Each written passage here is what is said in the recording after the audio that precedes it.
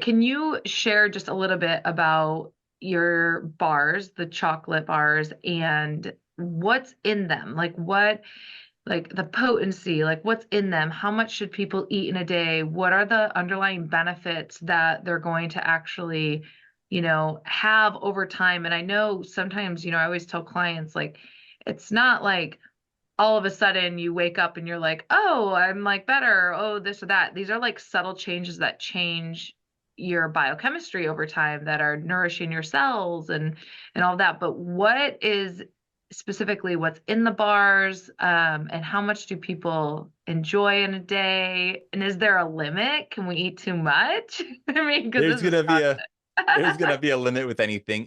Even something as innocuous as water, which everybody would agree is a good Right, idea to right. drink water.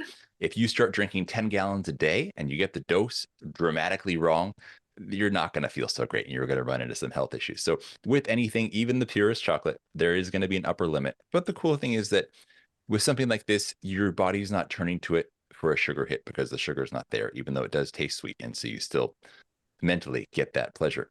Mhm. But it's so nutritionally dense that people consume significantly less of it than they would with a conventional chocolate. They're satiated way sooner. And some of the compounds in cacao, including theobromine, which is a cousin of caffeine that doesn't stimulate the central nervous system the same way that caffeine does, it has appetite inhibiting effects. So this is something that you eat that actually really makes you want to eat less. So you tend to not eat that much of it. And like, for example, our serving size that we recommend on the label is less than half the standard FDA recommended serving size for a chocolate product. So they Mm. normally say 50 grams is a serving size. With ours, it's 24 because we found that not that many people are eating more than that. Some people do more. Some people have a whole bar. Some people, their body is really calling out for that magnesium, but it's going to vary person to person because people have different genetics, first of all, in terms of Mhm. how they're going to metabolize things like caffeine, theobromine.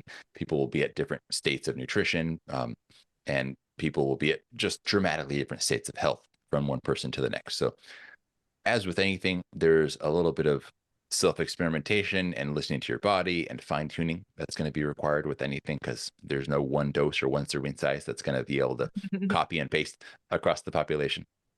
But in our chocolates, we wanted to really build the ultimate chocolate bar from a flavor and benefit and health perspective all at once. So it starts with the cacao and where that's coming from. So there's a wide spectrum of quality of cacao out there. You could have cacao coming from West Africa, from depleted soils, grown on a farm with questionable labor sources. And it's the cacao itself is a small tree. It's a hybridized variety that's been bred to produce maximum yield without necessarily regards to the quality of what you're producing. We go to the complete opposite end of the spectrum. The cacao that we use represents less than 1% of all the cacao in the world. This is an heirloom variety called Riba Nacional that grows wild. These aren't grown on a farm. It's not grown on a plantation. We work with a network of people that have access to these wild lands where cacao grows, and they're going out and harvesting it and bringing it back for processing. And so this is something much more robust. These trees are between 20 and 80 years old, and they're growing in volcanic soil. And I think when something's wild grown, it's just going to be more robust from a genetic or an epigenetic perspective because it's out there in the survival of the fittest. It doesn't have a fence and chemicals and farmers and fertilizers and all this to protect it. It's out there in the jungle where everything is competing for all these natural resources with it. So it's going to be more robust and to me a little bit more special.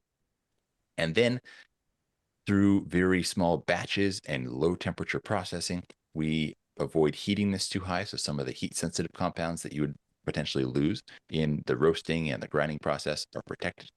And something that's also unique about this cacao is that it's third party tested to be free of mycotoxins. And this is something that Mm, fortunately a lot more people are becoming aware of as a yeah. pernicious byproduct of mold. And it's a huge problem in the chocolate world that almost nobody, I would say nobody, but I'm somebody, I talk Yeah. about it, almost nobody really talks about. And so this is something that we also love sharing with people who have been told, oh, you can't have chocolate anymore because you're a mold sensitive person, you maybe genetically, or because you spent time in a moldy house, you develop a lot of reactivity to mold. This is completely free of these mycotoxins. And of course, ultra low in heavy metals as well. That's been a big area of conversation in the last year. Yeah. For example, we have um, barely detectable lead and arsenic just above the lowest levels that the labs can even detect. No mercury. Cadmium works out to about 12% of the EPA's safe level that they set for cadmium. So ultra low in the heavy metal department as well. And then from there, we add the extra magic into it. So we keep it sugar free. We're actually in the transition right now from a recipe that we've used for a long time to an upgraded one. So we historically have sweetened with birch xylitol and a special non-bitter organic stevia, which has been great. People have loved it very much. Now that some new things are becoming available, we've adapted the recipe over the last couple of years of research and development, and now we're transitioning to sweetening it with organic allulose and organic monk fruit. And this is hopefully going to open up things flavor-wise to an even wider audience. It's, I would say, just as healthy, if not healthier, and tastes even better, and doesn't affect blood sugar. And a lot of people hear about monk fruit as a sweetener these days, but they don't realize it's actually a traditional Chinese herb that's been used as a lung tonic going back hundreds and hundreds of years. And then in each chocolate, instead of having different flavors, whereas some people might do a mint chocolate, an almond chocolate, a walnut chocolate, and go in all these directions, we wanted to focus on the herbs. This is, a huge area of passion for me. So I wanted them to be the stars of the show. So in each chocolate, we put a different herbal formulation focused on a different function. So we have energy, beauty, tranquility, immunity, love, focus, recharge, which is for HPA axis, adrenal supportive health. And we also do a pure chocolate for women who are pregnant or breastfeeding and can't consume these herbs, or anybody who just wants a super pure chocolate and is not ready for the adventure of the adaptogen world yet. But so the idea is you can get in touch with your body and see, what do I really need to work on right now, or what would I really enjoy? Not just from a flavor perspective, but in terms of how I feel in my body, because we want to support that cultivation of internal awareness. Yeah, yeah. Oh, no, it's so good. And I know for me, one square, and I actually keep these in the fridge because I Uh-huh. like my chocolate cold. I don't know if anyone Ah, else there likes their chocolate. I like it a little bit cold. I don't know if that's right or wrong, but it's if you enjoy it that way, you enjoy it that way. It's going to taste different because of that. So when chocolate is colder, it's not going to melt in your mouth as fast. It's going to be a little harder to bite, and it's going Mhm. to release the flavor more slowly. It's going to taste a bit more bitter that way. Yeah. And if you're storing it in the fridge, best to keep it in a Ziploc bag so the humidity in the fridge won't shorten the shelf life. If you have it at more room temperature, it's going to be more melting your mouth more quickly, and it's going to release the flavor faster, and it's going to taste sweeter. So it's all Mhm. personal preference. Yeah, yeah. Yeah, I mean it's just they're so good. So the other day we had the immunity bar, and then the recharge bar is the one Heather had, and I had a bite of it as well. It's just it's so good. So um and I do think that people that struggle with that 2 to 3 p.m. and they go for like a Snickers bar, Yeah. I would strongly encourage people to pick this bar up and just do that one replacement.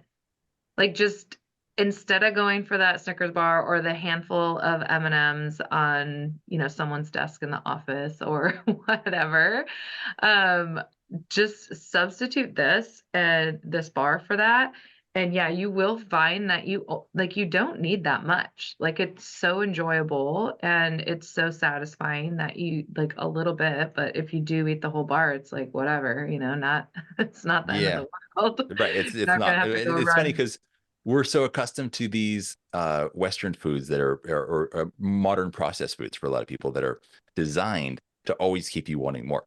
Mhm. They're designed to be maximally satisfying and not satisfying at the same time. So you always need one more chip. You always need one more bite. Yeah. And we've done the complete opposite in that we try to make it maximally satisfying in the smallest amount as possible. Yeah, I mean, it's so great. It really is great. And you feel good when you have it. It's enjoyable. It's not like you don't feel like you're overdoing it. And yeah, I mean, it's absolutely amazing.